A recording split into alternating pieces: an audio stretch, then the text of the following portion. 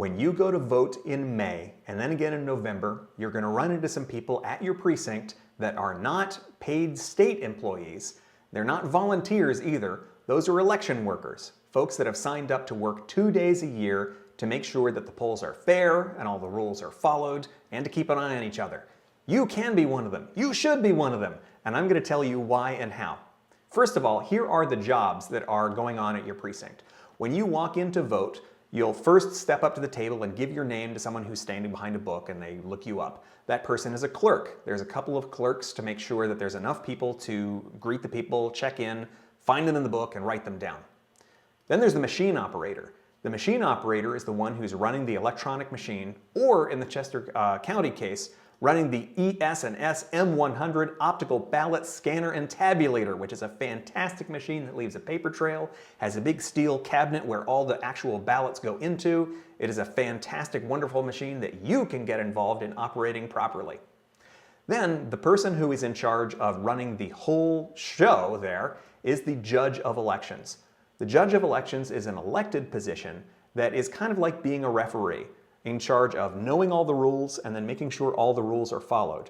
For instance, from putting down a line of masking tape and saying, okay, this is the edge of the polling area. People who are trying to stump for a particular candidate are not allowed within 10 feet of this line. People who know all the rules about, okay, what if I need assistance voting? Okay, what if I'm not sure if I'm registered here or not? What if the judge of elections is the person that makes sure all those rules are followed? And then the judge of elections is the one that's responsible for leading the team at the end of the night in tabulating all the ballots, totaling everything, putting all the forms in their proper place, and returning all those things back to the central area for tabulation. So the judge of elections is in charge of the polling place for the day.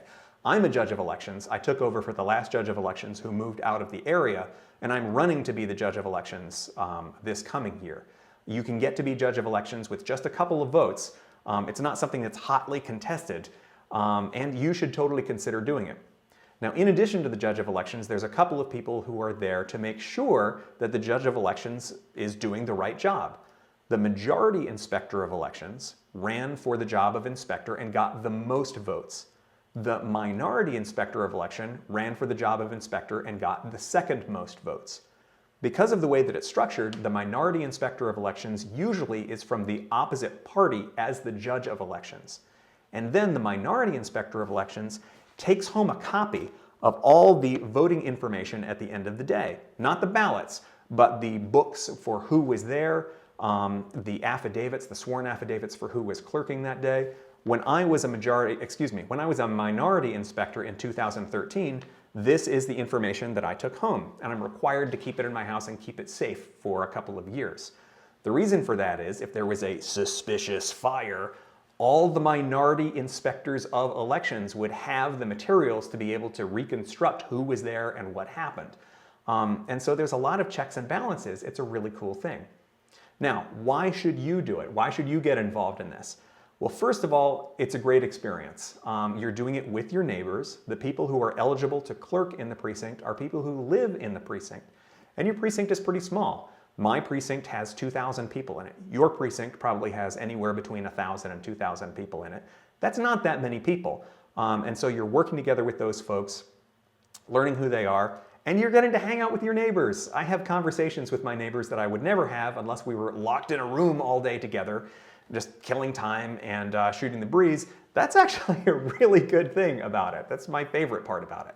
My second favorite part is handing out I voted today stickers. That's fun. And if you have a place with college kids in it, they get especially excited about that. It's not a volunteer job. You get jury duty money. It's $150 for the full day. That's not nothing. And for me, the most important part is that getting everyone staffed as inspectors and as judges provides the checks and balances that are so, so important. If people aren't running for judge of elections, if they're not running for inspector of elections, they're all just appointees, and it's not really the checks and balances that we're supposed to have. Problems and issues are very, very, very rare, but really the way to make sure that it all works the way it's designed to is for everyone to get involved. Being a judge of elections is fun.